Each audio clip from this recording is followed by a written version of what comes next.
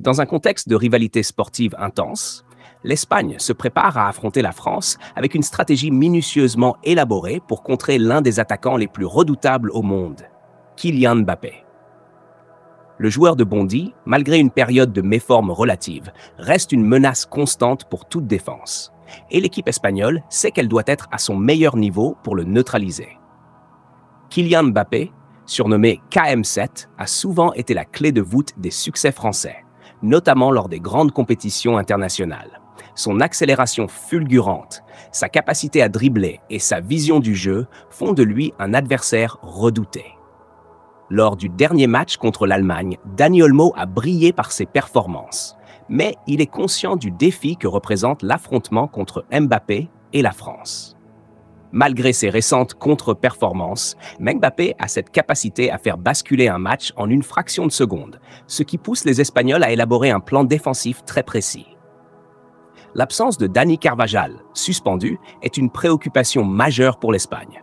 Carvajal étant un défenseur expérimenté, son absence crée un vide que Jesus Navas devra combler.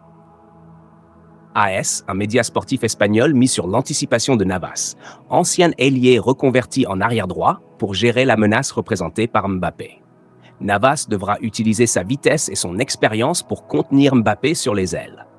Nacho, quant à lui, sera chargé d'apporter un soutien défensif central pour contrer les incursions de Mbappé vers l'axe.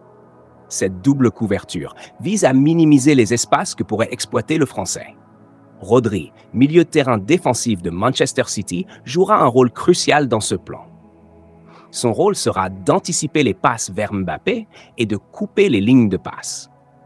En tant que régulateur du milieu de terrain, Rodri devra non seulement protéger la défense, mais aussi lancer les contre-attaques.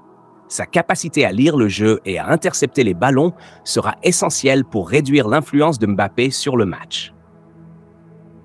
De plus, Rodri devra également coordonner les mouvements de ses coéquipiers pour maintenir une défense compacte et organisée. Dani Olmo, attaquant polyvalent du RB Leipzig, se voit confier une tâche défensive inhabituelle: être le premier à presser Mbappé dès qu'il entre en possession du ballon. Olmo devra utiliser son énergie et son endurance pour harceler Mbappé, le forçant à reculer ou à commettre des erreurs. Ce pressing haut de la part d'un attaquant est une stratégie audacieuse qui vise à désorienter l'adversaire dès les premières phases de construction du jeu.